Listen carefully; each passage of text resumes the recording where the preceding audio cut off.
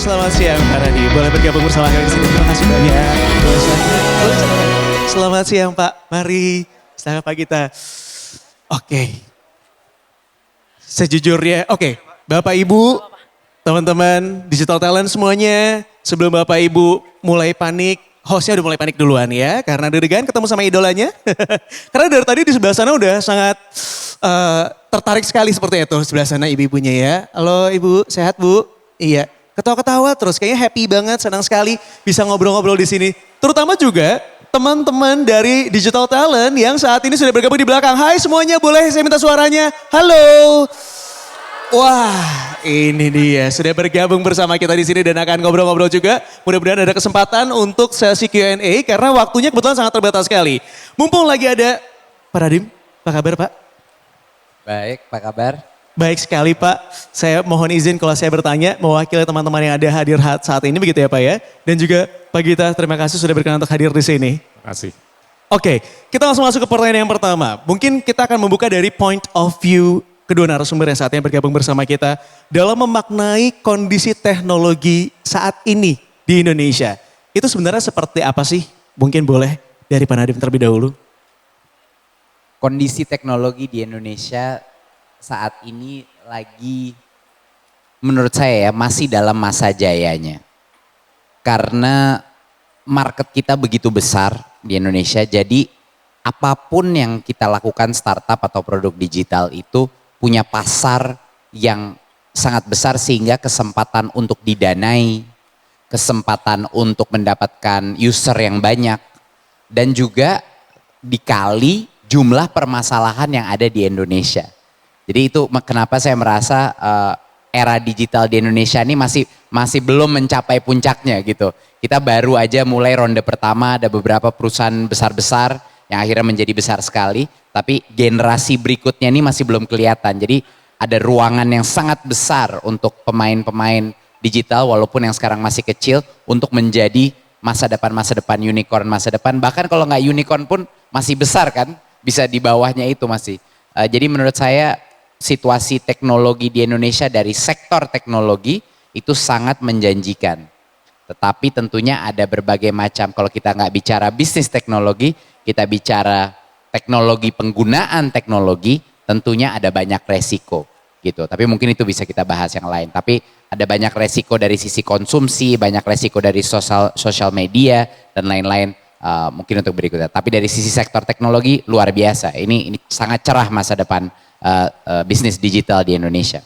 Oke, mewakili teman-teman yang saat ini peserta didik yang sudah hadir, apakah teman-teman santri peserta didik dari SD, SMP, SMA yang mungkin saat ini juga ada yang hadir, punya kesempatan yang sama untuk di kemudian hari menjadi salah satu pelopor juga dalam bidang teknologi nih? Sangat, makanya ini adalah founder-founder masa depan kita di depan saya. Kita aminin bareng-bareng, amin, amin. Jadi kalau startupnya udah besar nanti jangan lupa saya ya. Kalau mau kenalan gitu. Ya. Oke, gak ada ngeri-ngerinya digituin sama Pak Nadiem ya. Oke. Dari Pak Gita sendiri, Pak Gita bagaimana Pak Gita melihat kondisi teknologi saat ini? Saya sepakat banget dengan Mas Menteri bahwasanya ini sudah kelihatan kejayaan. Tapi kalau saya boleh sedikit kupas, kejayaan ini mungkin tercermin dalam bagaimana kita melihat peningkatan produktivitas dalam 5 tahun terakhir. Dan ini terjadi di 3 sektor yang sangat nyata. Yang pertama itu adalah sektor aviasi, pesawat. Dengan munculnya low cost carrier, dengan pemberdayaan low technology, itu sudah kelihatan peningkatan yang pesat sekali dan masif. Sektor kedua tentunya adalah jasa keuangan. Dengan ditempelnya teknologi yang masih relatif rendah, itu produktivitas sangat kelihatan meningkat. Bahkan lebih dari 5 kali lipat dalam beberapa tahun terakhir. Nah yang terakhir adalah sektor marketplace. Bagaimana kita sudah bisa mengantarkan barang, jasa, dan orang dari satu tempat ke tempat yang lain. Itu dengan efisiensi dan efektivitas yang jauh lebih tinggi daripada sebelum-sebelumnya. Saya tetap berpendapat untuk 5 sampai 10 tahun ke depan Indonesia tuh belum bisa menjadi kreator, tapi lebih menjadi pengguna dan enabler terkait dengan teknologi-teknologi yang sifatnya mungkin masih relatif rendah. Tapi bukan berarti kita tuh nggak bisa beranjak dalam dua hal. Satu, beranjak ke sektor-sektor lain yang belum kelihatan disrupsi yang nyata, termasuk tentunya apakah itu peternakan, pertanian, pendidikan, kesehatan, energi, properti, pariwisata, dan lain-lain. Terus yang kedua adalah beranjak ke high-tech. Kalau menurut saya Indonesia mungkin dalam 5-10 tahun ke depan itu sudah bisa menjadi pengguna dan juga enabler, tapi untuk menjadi kreator itu masih jauh sekali. Nah, ini hanya bisa ditopang kalau ada partisipasi dari seluruh pemangku kepentingan, bukan hanya di pemerintah saja, tapi khususnya dari swasta. Untuk bisa mengakselerasi gimana kita ini bisa beranjak di dua hal tersebut. Untuk bisa melihat disrupsi di sektor-sektor lainnya, dan juga untuk bisa melihat dari low tech menjadi high tech. Tapi bicara mengenai disrupsi teknologi ini sendiri Pak Gita, sejauh mana sih disrupsi teknologi ini kemudian mempengaruhi atau sudah berpengaruh terhadap kebudayaan, riset, atau bahkan teknologi juga nih Pak? Kalau riset itu ada keterbatasan. Oke. Itu keterbatasannya namanya dana.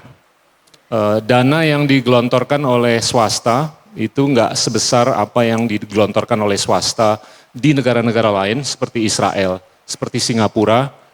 Terus juga keterbatasan adanya ilmuwan yang jumlahnya itu nggak sebesar apa yang kita lihat juga di dua negara tersebut seperti Israel dan Singapura. Dan ini dalam konteks relatif ya, kalau kita lihat jumlah ilmuwan terhadap populasi dan jumlah dana yang digelontorkan untuk riset untuk populasi terkait, itu persentasenya tinggi sekali dibandingkan apa yang sudah kita raih.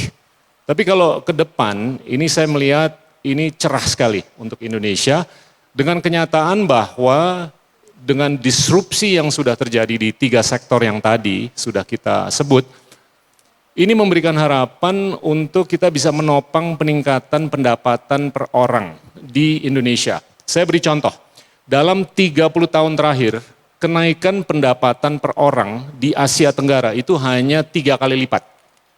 Tapi kalau dibandingkan dengan kenaikan pendapatan per orang di Tiongkok, itu sudah naik 10 kali lipat dalam periode yang sama. Saya nggak terlalu khawatir, perbandingan tersebut itu nempel dengan masa lalu. Tapi untuk ke masa depan, ini saya melihat adanya peran teknologi untuk bisa meningkatkan produktivitas yang nanti itu akan diekori dengan kenaikan pendapatan per orang yang menurut saya akan lebih besar daripada 3 kali lipat untuk 30 tahun ke depan. Jadi ini kalau menurut saya the sky is the limit untuk kalian semua. The sky is the limit. Jadi masih jauh sekali sebenarnya, masih bisa dicapai begitu ya. Kalau dari bidang pendidikan sendiri Pak Nadiem, mungkin seperti apa? Sejauh mana disrupsi teknologi ini sudah mempengaruhi dunia pendidikan? Menurut saya dampak teknologi dalam sektor pendidikan itu sangat besar. Tapi ada batasnya. Bedanya pendidikan sama sektor-sektor ekonomi lain adalah kita sudah melihat ini dan terbuktikan saat pandemi dan semua orang PJJ ya, belajar online. Benar-benar teknologi itu tidak bisa menggantikan ruang kelas dan tidak bisa menggantikan guru. Itu sudah pasti. Jadi kita udah tahu sekarang perdebatannya sudah selesai bahwa pembelajaran secara fisik dengan guru itu jauh lebih efektif untuk anak di negara manapun, di sektor ekonomi apapun lebih efektif. Tetapi apa yang terjadi dalam 3 tahun pandemi ini, adopsi teknologi yang digunakan guru, murid, dan orang tua untuk berbagai macam fungsi pendidikan, baik itu menggali suatu topik, mendalami suatu topik, atau memanage classroomnya suatu kelas, kepala sekolah, bagaimana cara mengelola suatu sekolah, dan lain-lain. Adopsi teknologi di sektor pendidikan itu tidak bisa dibandingkan dari periode apapun sebelumnya. Kalau saya sebagai menteri mencoba Mungkin boleh tukar dulu. Kalau saya sebagai menteri mencoba melatih 3 juta guru untuk menggunakan berbagai macam aplikasi, berbagai macam teknologi, 20 tahun nggak akan nyampe. Tapi karena COVID, karena PJJ itu terjadi dalam periode 3 tahun. Ya, walaupun saya sangat ingin mengambil kredit untuk itu, tapi saya tidak bisa. Itu karena PJJ, terpaksa menggunakan teknologi. Tapi itu luar biasa, dampak COVID terhadap pembelajaran kita sangat buruk. Ada hanya satu dampak positif daripada periode ini adalah adopsi teknologi. Jadi apa yang terjadi pada saat kita mengeluarkan platform-platform dari kementerian yang diberikan secara gratis kepada guru, kepada kepala sekolah dan lain-lain, tiba-tiba guru itu secara otomatis langsung menggunakannya secara intuitif, tidak perlu dilatih cara penggunaannya, dia belajar sendiri. Cara dia belajar Google Classroom atau menggunakan YouTube untuk pembelajaran dan lain-lain. Dan dia mengadopsi berbagai macam fungsi yang kita berikan kepada mereka. Jadi menurut saya transformasi terbesar adalah sekolah. Sekarang ini sekolah menggunakan e-commerce untuk belanja barang-barangnya mereka. Sekolah itu menggunakan, kepala sekolah menggunakan platform Arkas untuk mengelola anggaran dia per tahun, lalu nyambung dengan e-commerce di mana dia bisa belanja online. Terus guru-guru menggunakan aplikasi Android namanya platform Merdeka Pengajar. Latihan, dia berlatih di situ untuk mengupgrade dirinya. Dia membuat komunitas-komunitas digital untuk peer learning atau belajar dari teman-teman dan lain-lain. Jadi luar biasa permutasi teknologi dalam dunia pendidikan sangat. Ini saya belum menyebut apa yang kebanyakan orang mengerti sebagai edtech. Tadi yang saya sebut itu adalah hal-hal yang teman-teman di sini mungkin nggak pernah dengar karena itu cuma di sekolah-sekolah aja yang terjadi. Bukan muridnya nggak terlibat dalam itu. Ini saya belum menyebut edtech, berbagai macam platform-platform di mana langsung murid bisa menggunakan software untuk pembelajaran secara otomatis. Jadi menurut saya dampak positif terhadap teknologi di dalam dunia pendidikan itu sangat besar karena membuka kemerdekaan masing-masing pihak, guru, kepala sekolah, dan murid untuk belajar dimanapun, dari siapapun, dan itu adalah mungkin salah satu esensi terpenting dari Merdeka Belajar. Tapi ada satu sisi lain dampak teknologi terhadap pendidikan juga, yang menurut saya negatif gitu. Dan dampak itu adalah, satu adalah ketergantungan anak-anak kita dan bahkan orang tua dan guru-guru kepada gadget, ya. Ketagihan gadget ini suatu masalah yang orang suka ketawa mengenai isu ini, tetapi ini harus dilihat secara sangat serius gitu. Dan menurut saya lebih tergantung apa yang kita gunakan, apa yang anak-anak kita gunakan dalam gadget itu untuk membilang bahwa ini adalah dampak positif atau negatif. Saya ambil contoh.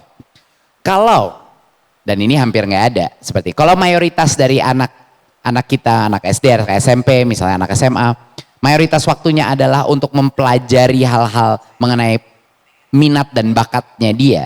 Misalnya dia suka sport, dia belajar YouTube sport. Atau dia suka gambar, dia belajar cara gambar lewat YouTube. Atau dia memfollow di Instagram beberapa pakar-pakar di bidang yang dia minati. Itu hal yang sangat positif.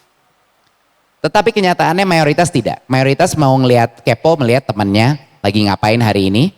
Lalu reaksinya adalah cuma 3. Kalau nggak bete, iri, atau apalah, satu hal lagi yang mungkin negatif. Kalau nggak jealous, kepo, iri, atau mungkin judgmental. Jumlah jumlah kos ke diri kita untuk begitu peduli kepada semua orang yang nggak juga teman kita, cuman kita kenal aja gitu.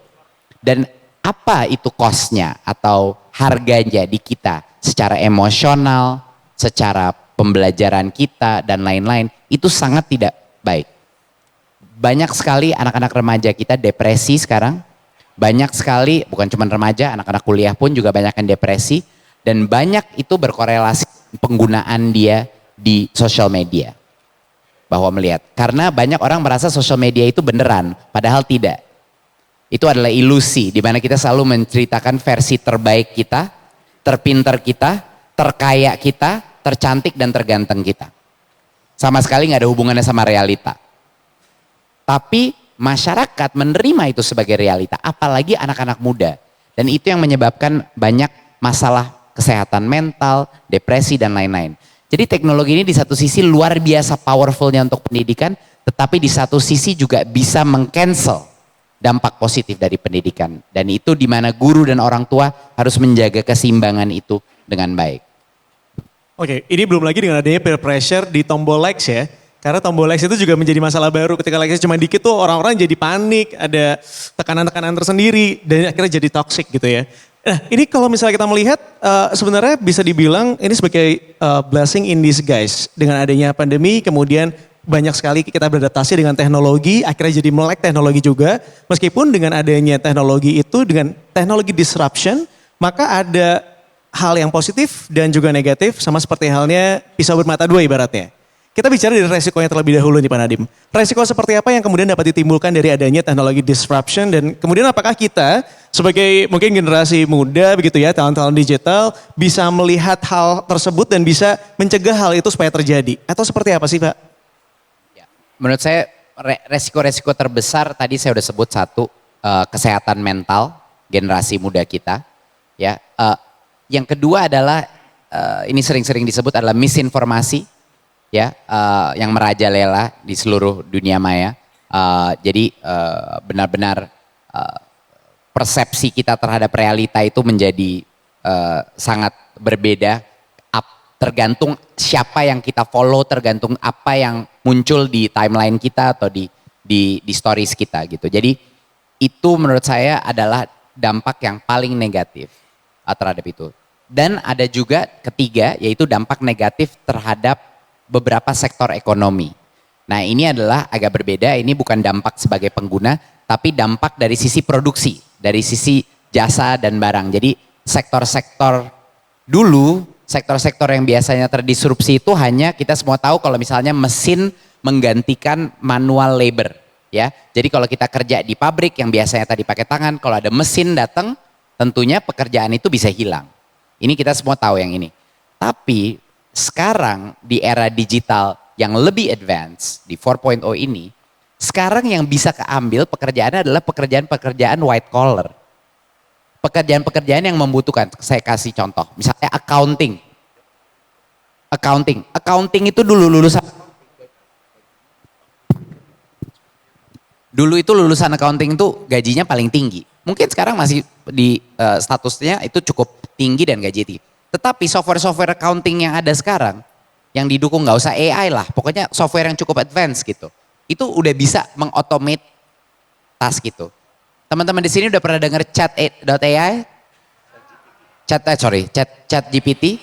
Udah kan? Udah pernah nyoba-nyoba ngetes? Oke, itu yang bikin orang semua panik, itu adalah bagaimana nanti mengenai penulis, ya kan, penulis freelance, short article dan lain-lain. Nah, jadi ini real gitu. Ini real, threat-nya adalah real dan nggak ada solusi bahwa kita nggak akan menggunakan teknologi itu. Itu impossible. Itu artinya kita menutup mata dan tunggu aja sampai skill kita udah nggak butuhkan lagi gitu. Itu adalah cara yang paling salah untuk menghadapi ini. Menurut saya, satu-satunya cara untuk kita memvaksinasi diri dari berbagai macam disrupsi teknologi adalah dengan menjadi setiap anak muda pembelajar sepanjang hayat. Tidak ada opsi lain. Semua anak generasi muda menghadapi era disrupsi ini, di mana setiap 5 tahun apa yang kalian tahu mungkin gak relevan lagi. Bayangkan, setiap 5 tahun bisa jadi apa yang kalian tahu, expertise kalian bisa jadi tidak relevan lagi. Satu-satunya cara untuk menghadapi ini hanya ada dua profil atau kualitas yang harus kita miliki di generasi muda. Satu adalah menjadi pembelajar sepanjang hayat. Ini artinya apa? Kita punya growth mindset, kita mau kerjaannya apa di mana kita terus belajar. Dan punya insting terus belajar bukan karena kita harus, tapi karena kita kepengen belajar. Jadi anak yang rasa ingin tahunya sangat tinggi, dia punya growth mindset, dia menjadi pembelajar sepanjang hayat. Continuous learner, tanpa dipaksa. Itu yang pertama. Kedua adalah critical thinking. Kemampuan untuk kita bisa memproses informasi secara kritis. Kemampuan kita untuk bisa problem solving di berbagai macam sektor. Dan untuk itu, kalau latihannya cuma di satu disiplin atau sektor, sulit. Untuk kita menjadi problem solver, kita harus menjadi punya kemampuan di berbagai macam disiplin. Inilah makanya kampus Merdeka kita campur-campur prodi. Antara sektor, antara lintas prodi, lintas fakultas. Alasannya adalah kalau kita tidak kecipratan ilmu dari berbagai sektor, kita nggak akan bisa mencari benang merahnya dari apa itu pemecahkan permasalahan. Yang sebenarnya di sektor apapun bisa dilakukan. Jadi itu dua hal. Menurut saya vaksinasinya satu-satunya cara untuk imunitas kita tinggi terhadap semua disrupsi ini adalah menjadikan generasi baru kita continuous lifelong learner. Satu, pembelajar sepanjang hayat. Dan dua adalah kemampuan kritisnya, kemampuan problem solvingnya ditingkatkan yang itu bisa di-apply ke semua sektor. Menurut saya itu dua hal yang terpenting. Oke, ini adalah resiko yang mungkin dapat muncul hal negatif ancaman dari disrupsi teknologi. Kalau misalnya kita melihat dari disrupsi teknologi sebenarnya juga bisa menimbulkan adanya inovasi-inovasi baru yang muncul. Mungkin saya akan bertanya sama Pak Gita. Pak, dari inovasi yang muncul ini gitu ya, sistem seperti apa sih yang perlu dibuat yang kemudian bisa menghasilkan para inovator-inovator baru ke depannya? Mungkin saya bisa sedikit memberikan ilustrasi mengenai apa saja yang sudah dan akan lebih disruptif. Ini mengacu ke banyak sekali pundit-pundit yang udah mengeluarkan pendapat, pandangan, dan analisa. Yang pertama nih yang besar adalah kecerdasan artifisial. Ini sangat disruptif. Bagaimana kecerdasan itu bisa direkayasa secara artifisial. Yang kedua tentunya adalah pemberdayaan blockchain. Blockchain ini terbukti bisa mendesentralisasi. Untuk apakah itu kepentingan penyimpanan nilai dan pentransferan nilai. Tapi ini bisa diaplikasikan dengan atribut-atribut yang sifatnya non-ekonomis. Yang ketiga tentunya adalah genomics. Bagaimana kita bisa merekayasa kode genetika kita. Kode genetika kita ini terdiri dari 4 huruf, yaitu C, A, G, dan T. Itu bisa digeser, bisa di cut and paste, bisa di delete, agar hidung kita lebih mancung, mata kita biru, tinggi badan kita bisa 2,5 meter, IQ kita bisa naik dari 100 sampai 1000. Dan yang keempat adalah bagaimana kita bisa mengembangkan kapasitas menyimpan energi. Ini termanifestasi dalam mobil listrik. Dan yang terakhir adalah robotics. Tapi dari 5 disrupsi tersebut, yang paling besar nih adalah kecerdasan artifisial. Jadinya saya ingin memberikan advokasi ke teman-teman, kalau kalian melakukan bisnis apa aja, coba ditempelkan kecerdasan artifisial. Apakah itu untuk peternakan kek, pendidikan kek, pertanian kek, properti kek atau apa. Ini dalam 10 sampai 15 tahun ke depan, nilai dari 5 disrupsi tersebut diperkirakan kurang lebih 200 triliun dolar. Itu kurang lebih 200 kali ekonomi Indonesia. Ini yang akan bisa diraih dalam 15 tahun ke depan dan setengah dari itu ini berkaitan dengan kecerdasan artifisial. Jadinya tolong dibiasakan untuk kita memahami dan syukur-syukur bisa merangkul disrupsi-disrupsi yang sudah dan akan terus terjadi. Nah, saya melihat kalau di Indonesia, sedikit nyambung ke poinnya yang Mas Menteri tadi sampaikan, terkait dengan social media. Saya berkali-kali menyampaikan bahwa kuman atau kanker yang paling banyak itu adalah tombol like, tombol share, tombol retweet. Ini yang membuahkan tentunya yang tadi yang sudah disampaikan korelasi dengan depresi, anxiety, dan bunuh diri. Dan saya nggak melihat adanya alasan untuk kita tidak bisa melepas HP kita. Nggak ada alasan untuk kita tuh melihat HP kita 10 jam sehari. Nggak ada alasan. Saya bahkan minggu lalu menyampaikan ke Mas Menteri, saya tuh mendisiplinkan diri untuk nggak ngelihat HP lebih dari 2 jam sehari. Karena sisanya itu hanya ngelihat TikTok dan Instagram yang sampah secara keseluruhan.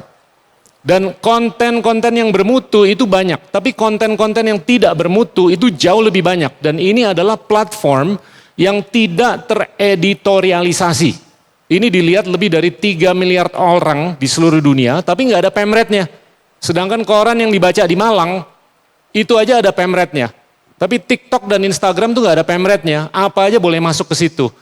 Dan kita tentunya tanggung jawab sebagai orang tua, sebagai kepala sekolah, guru, dan pimpinan masyarakat luas, ini harus bertanggung jawab.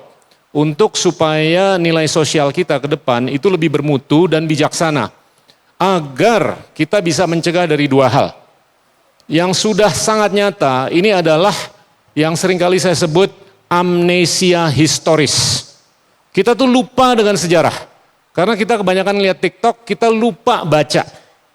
Kita harus lebih bisa berkomunikasi dengan 107 miliar manusia yang sudah meninggal sebelum kita. Daripada kita berkomunikasi satu sama lain dengan 8 miliar yang masih hidup. Komunikasi dengan 107 miliar yang sudah meninggal itu lebih berkualitas. Itu namanya sejarah. Yang kedua adalah imunitas kognitif. Di mana kita tidak bisa membedakan antara fiksi dan fakta. Terjadilah misinformasi dan disinformasi yang sangat mempolarisasi percakapan. Jadi kalau kita mau merangkul disrupsi teknologi secara bijaksana, itu premisnya atau fondasinya adalah untuk kita tuh mencegah diri dari terjadinya amnesia historis dan imunitas kognitif. Baik. Wah, ini sebenarnya pertanyaan di tangan saya masih sangat banyak sekali dan saya juga masih banyak pertanyaan dari teman-teman Digital Talent yang pengen bertanya. Tapi karena keterbatasan waktu maka harus kita akhiri sesi yang satu ini. Namun saya akan persilakan kepada Ibu Yeni Wahid untuk dapat bergabung bersama kami di sini untuk memberikan tanggapan. Sekaligus juga mungkin bisa ada yang disampaikan sedikit. Kami persilakan Ibu. Monggo. Bagus nih, kalau saya naik ke atas jadi biar nggak all man panel. Baik, terima kasih. Terima kasih Mas Nadiem dan Mas Gita atas uraian yang luar biasa sekali. Kalau saya boleh komentar nih Mas ya. Silakan Bu. Kalau kita melihat ini ada 3 isu besar yang akan mengancam umat manusia. Bukan mengancam sih, fenomena besarnya. Yang pertama adalah disrupsi. Yang kedua ekologi, yang ketiga emosi. So disruption, environment, and emotion. Nah, teknologi terjadi, advancement-nya, perkembangan teknologinya begitu luar biasa. Tetapi kalau tanpa dibarengi, mulai dari critical thinking, tapi juga niatan baik ya, untuk melakukan akhlakul karimah, melakukan perbuatan baik, yang jadinya yang dikatakan oleh Mas Gita tadi, terjadi yang di-like yang aneh-aneh. Nah, Kiai-Kiai NU, Kiai Marzuki, dan lain-lain, ini menghadapi satu tantangan. Tantangan yang dihadapi kita bersama saat ini adalah ada sebuah fenomena baru, sebuah harokah baru, gerakan baru, jamaah al-Facebookiyah, jamaah al-YouTubiyah. Ya, jadi orang-orang yang ngaji lagi ke Kiai, ngajinya ke YouTube, ngajinya ke Facebook, padahal ustadznya itu ustadz anyaran, nah ustadz baru. Kemarin Yai, saya baru lihat ada sebuah di YouTube gitu ya. Ada ustadz baru ini baru mu'alaf ya. Berani-beraninya bikin fatwa. Mengatakan bahwa kalau mau makan sekarang nggak usah bilang bismillahirrahmanirrahim. Cukup bismillah. Karena itu kata Rasulullah seperti itu. Loh iso-iso ini mengharamkan loh itu. Luar biasa. Ini kan fenomena yang dihadapi oleh umat Islam ya. Makanya sekarang banyak sekali yang namanya ghulu fit takfir. Orang-orang yang berlebih-lebihan dalam mengkafir-kafirkan orang lain. Ya ini karena belajar dari ustadz-ustadz semacam itu. Yang sebetulnya ilmunya tuh gak sedalam KKNU. Tapi karena kemajuan teknologi dia jago membangun narasi, gayanya gaya anak muda. Wah pengikutnya banyak sekali. Nah ini Mas Nadiem, ini PR besar kita sebagai bangsa. Bagaimana persoalan emosi anak-anak muda kita ini bisa dikelola. Ya. Karena kalau orang NU ini punya dalil Mas Nadiem. La darara wa la dirar. Kita itu tidak boleh menyakiti, baik menyakiti diri kita maupun menyakiti orang lain. Nah, itu doktrin itu. Tapi kita lihat di orang gampang sekali, bukan cuma mengkafir-kafirkan orang lain, menghujat orang lain. Yang terjadi adalah polarisasi di masyarakat. Nah jadi teknologi juga harus dibarengi dengan pembimbingan hatinya. Supaya bisa tetap berbuat baik, supaya tidak ada perpecahan di tengah-tengah masyarakat. Menurut saya. Baik, terima kasih banyak. Sayang sekali karena waktu sangat terbatas, jadi kami ucapkan terima kasih sekali lagi pada seluruh pembicara yang sudah mau bergabung bersama kita di sini. Ibu Ini Wahyu juga terima kasih sudah berkenan untuk hadir memberikan closing statement di acara hari ini di sesi yang pertama kali ini. Sesi ini harus kita akhiri, terima kasih banyak, kami mohon kesediaan untuk kembali ke tempatnya masing-masing, terima kasih.